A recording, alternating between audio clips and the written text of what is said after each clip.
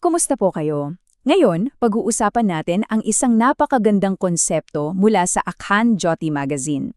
Ang tanong, paano kaya natin magagawang isang punong tumutupad ng healing ang sarili nating buhay?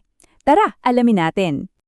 Isipin nyo nga to, paano kung ang buhay mo ay maging parang isang puno na kayang ibigay ang lahat ng mithihin mo? Yan yung malalim na tanong na susubukan nating sagutin ngayon. Okay, pero para malinaw lang hindi ito tungkol sa magic o sa kahit anong hocus-pocus. Ang pinag-uusapan natin dito ay yung pag-aalaga sa sarili nating buhay para kusa na lang itong mamunga at yung bunga, yun mismo yung mga pangarap natin. Bale, isa itong proseso ng paglago. Okay, simulan natin sa unang bahagi. Ano nga ba talaga ang ibig sabihin ng isang buhay na tumutupad healing? Itong wish-fulfilling tree o kalpavriksha sa Sanskrit ay isang analogy lang, isang metafora para sa isang buhay na, alam mo yon, inalagaan mo talaga para lumabas ang tunay na potensyal. Kapag meron kang kabutihan sa puso at malinaw na layunin, parang magnet na lang yan sa kasaganaan at totoong kaligayahan. Ito yung framework para sa isang buhay na sulit.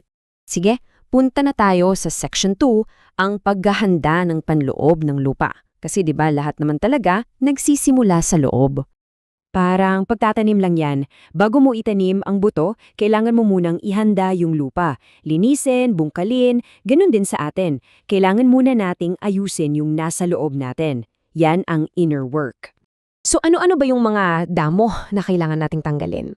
Ayon sa ating source, 3 yan. Una, yung pabago-bagong isipan. Yung isip na ang daling mag-alinlangan, kaya laging walang natatapos. Pangalawa, yung kaluluwang hindi pagising. Yung parang hindi mo pa lubusang kilala ang sarili mo at kung anong kaya mang gawin. At panghuli, syempre, yung negative na saloobin. Ito yung pinakamalakas na lason sa kahit anong pangarap. At ang ganda ng paalala mula mismo sa ating source material, sabi rito, ang pagdisiplina sa pabago-bagong isipan ay mahirap pero hindi imposible. So may pag-asa ha, mahirap oo, pero kaya. Okay, so nalinis na natin yung lupa. Anong susunod? Siyempre, kailangan na nating alagaan yung itatanim. Ito ang Section 3, pag-aalaga sa sarili. May 3 napaka-praktikal na hakbang dito. Step 1, dalisayin ng katawan. Isang paraan diyan ay yung fasting. Nakakatulong yan para luminaw hindi lang ang katawan, kundi pati ang isip. Step 2, patatagin ng isipan sa pamamagitan ng pag-iwas sa stress. Alam naman natin, pag stressed, wala kang magawang matino. At step 3, na sobrang importante ngayon, protektahan ng ating focus. Nako, yung smartphone addiction, yung endless scrolling, kalaban niya ng paglago. Kung nasaan ang focus mo, dun din napupunta ang lahat ng enerhiya. Ngayon, heto na yung exciting part. Kapag naayos mo na yung lupa at inalagaan mo na yung halaman, anong mangyayari? Magsisimula na itong mamunga. Ito ang Section 4, ang banal na layunin. At yung tanong ngayon, paano nga ba tayo magiging isang tao na may mga banal na gawa? Ito yung bunga, yung pinakalayunin ng lahat ng paghahandang ginawa natin. Para hindi tayo malito, may binigay na konkretong halimbawa rito, si Punja Gurudev. Siya daw yung naging ehemplo ng isang ideal na buhay, isang buhay na may kahulugan at nakatuon sa paglilingkod. So dito natin makikita yung pinakapunto.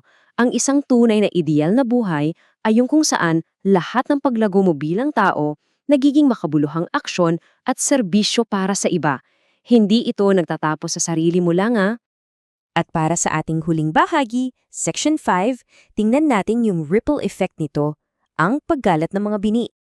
Ang ganda ng metafora na to, no? Ang isang malusog na puno ay pwedeng maging simula ng isang buong kagubatan. Ganyan din ang pagbabago. Nagsisimula sa isang tao, pero habang lumalago ka, nakakahawa yan at kumakalat. At dito kumokonekta ang lahat sa mas malaking misyon. Ang personal na paglalakbay na ito, yan mismo ang layunin ng Akhan Jyoti, ang maging tanglaw para sa isang revolusyon sa kaisipan, ang baguhin ng mundo, isang isipan sa bawat pagkakataon. Kaya, iiwan ko kayo sa tanong na ito para pagnilayan ninyo. Ikaw, ano kayang bunga ang mamumunga sa puno mo? Ano ang magiging contribution mo sa mundo? Ayan, maraming salamat sa pagsama ninyo sa akin. Lahat po ng mga konseptong pinag-usapan natin ay mula sa Akhan Jyoti Magazine na isinulat ni Pandit Sriram Sharma Acharya. Hanggang sa susunod!